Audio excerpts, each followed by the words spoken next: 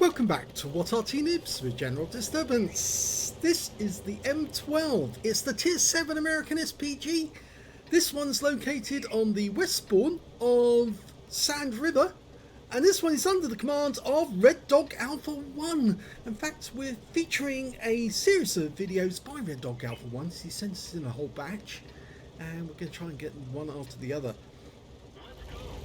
Okay, this was the SPG that the Americans came up with at the start of the Second World War. They needed an SPG that they could use, and well, they didn't have much in the way of equipment, so they put together a French designed gun on the hull, which actually comes from an M3 and a modified M3, and they built 100 of these along with a number of vehicles that would actually carry the shells for the artillery, the gun.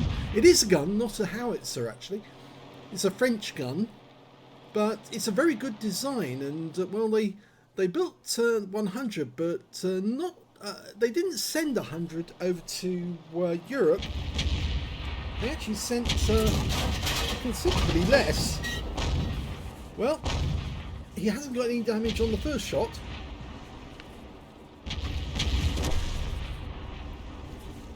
No, they didn't send all of them over. They kept some in the United States for training purposes, so they had some available. They sent 74 of them overseas, and they also built the M30 cargo carrier, which is basically an M3 without the gun.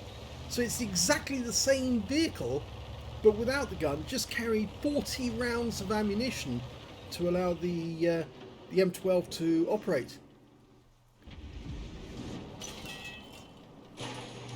Okay, they built 60 of them in 1942. He's having difficulty trying to get those targets, mainly because they're hiding behind the rocks. They built another 40 by 1943, but as they had the design for the M40 and the M43 at that stage, they didn't decide to actually go ahead and build any more. Plus, of course, a large number of other Artys were already in service, the M7 Priest being amongst them. And of course, they had the M37, which was a design for a SPG based on the Chaffee hull, and they had plenty of those.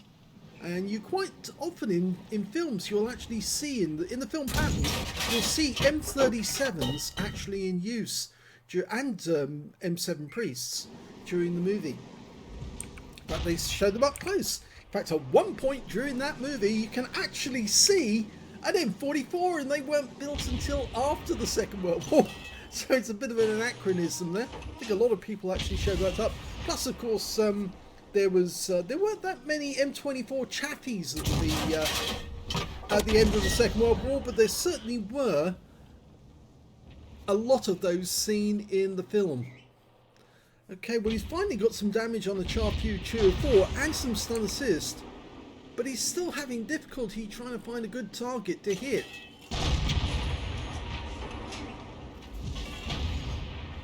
He needs to lead that T26E5. It's the standard one, the stock one.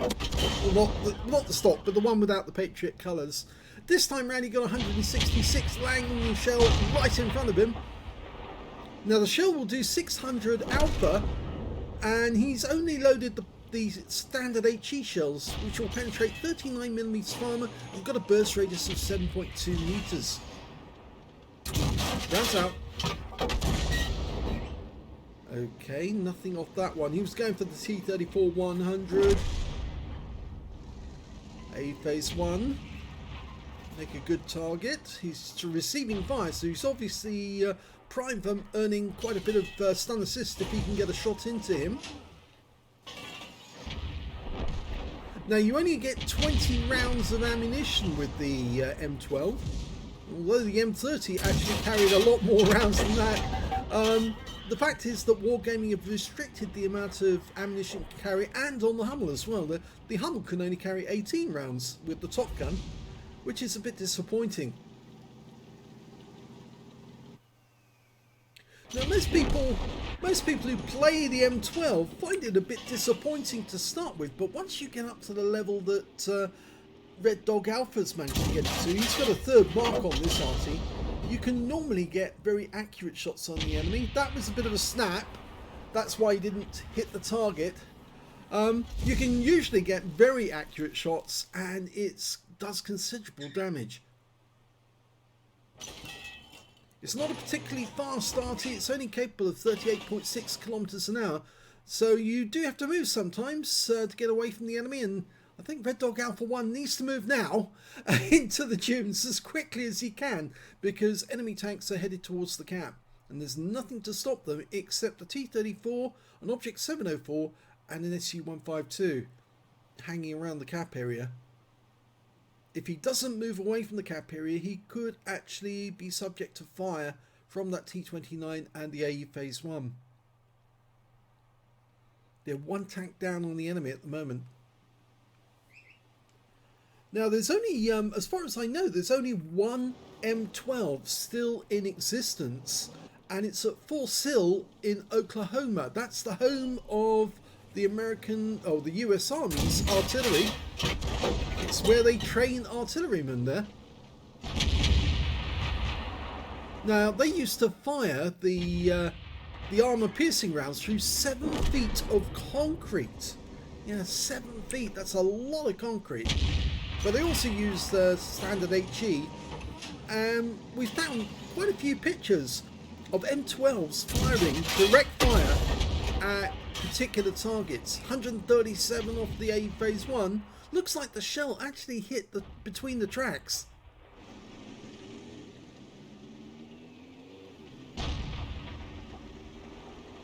Okay, the Jagdtiger is crossing the river.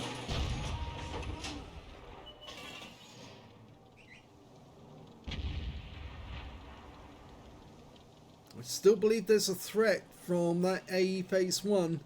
And yeah, he is getting closer. But we're ahead of the enemy now on kills. Jagdpanther rounds out. Landed right behind him for 135. Stopped him in his tracks. And I think he had to burn his repair kit to get moving again. Okay, the enemy's coming up the riverbed. GSOR 1008 or 1008. The premium British tank destroyer, the turret that came out last year. A direct hit, 196. Good hit. And he stunned the Jagdtiger at the same time, so he just picked up stun assist. We're 2 ahead of the enemy now. This is beginning to look as if it's going in their direction. But that AE Phase 1 is still getting close. Now he just changed direction there to have a look at the AE Phase 1. But he's gone back to the GSOR 1008. Now there's a rock outcropping there. He might hit that. Nope, he missed the rock and hit the tank. So he's picked up another 185 hit points.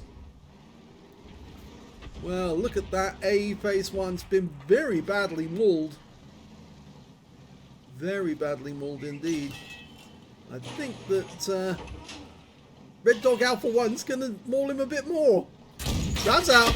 Direct hit. Oh, look at that one. Right on the side of the turret. There's a hole with yellow markings around the outside. Yeah, that's the spot he actually hit. That's bound to have taken out either his gunner or his commander. I think it's probably taken out the gunner.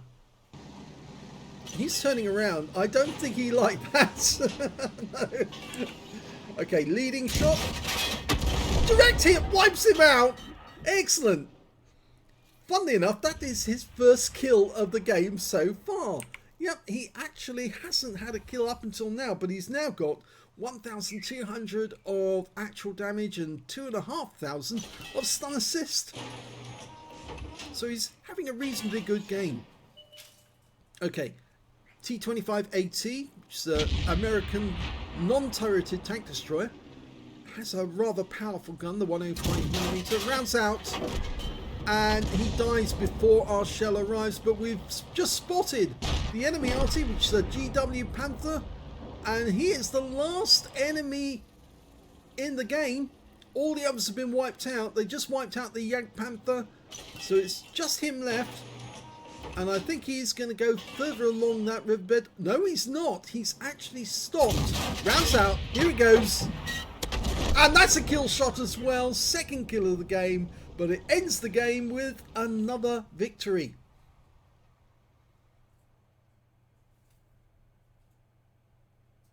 Here's the end of battle stats, and that was an ace tanker game for Red Dog Alpha 1 in the M12. He got a Bruiser medal for getting at least 5 critical hits in this one. I think he got 9. My eyesight is getting really bad. Yes, it is 9. And his win rate from the battle, 2,189, which is very good indeed. Let's have a look at the team score. Well, the high damage in the game was actually done by the Char Future 4 on Red Dog Alpha's team. He got a high caliber for 5,344 hit points, 3,079 went to the Object 704, 2,263 went to the AMX CDA, and we can see that Red Dog Alpha 1 managed to get 1,449, so a little further down the table. When it came to kills, it was the STA who did the best, and he got a Leather Slaves medal for killing 4 enemy tanks. 3 kills went to the Char Future and the Object 704. 2 kills went to Red Dog Alpha 1, the Char Future 4 on the enemy team, and their T29. When it came to base XP though, he was actually in second place because the Char Future 4 managed 1,266 because he did so much damage in the game. 1,180 went to Red Dog Alpha 1 because he got so much stun assist in that game. And the third highest was the CDA, who managed to get 871. The first two, Red Dog Alpha 1 and the Char Future 4, both managed to get over 1,000, and they were the only ones who managed to do that. He fired 18 rounds, so he only had 2 rounds spare at the end of the game. 6 direct hits on the enemy, no penetrations, but he did get 13 splash.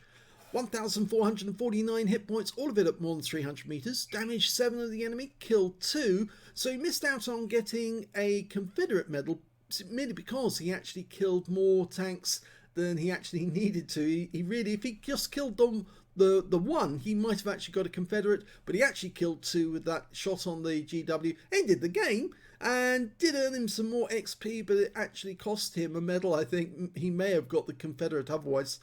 2,469 hit points of stun assist off 11 stuns. I think that's what mainly contributed to his ace tanker in this game, because that would have tipped him over quite massively into the ace tanker territory.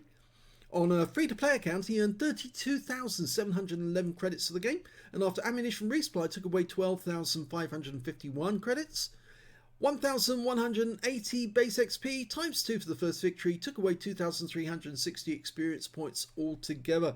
So a very decent game in the M12. It started off slowly, and in fact games in the M12 do tend to do that. They start slowly, but you get into your rhythm and then you start hitting the enemy repeatedly, and that's when they really get annoyed because the shells just really hit them just when they're about to get hit by another shell, and that's when you pick up so much stun assist.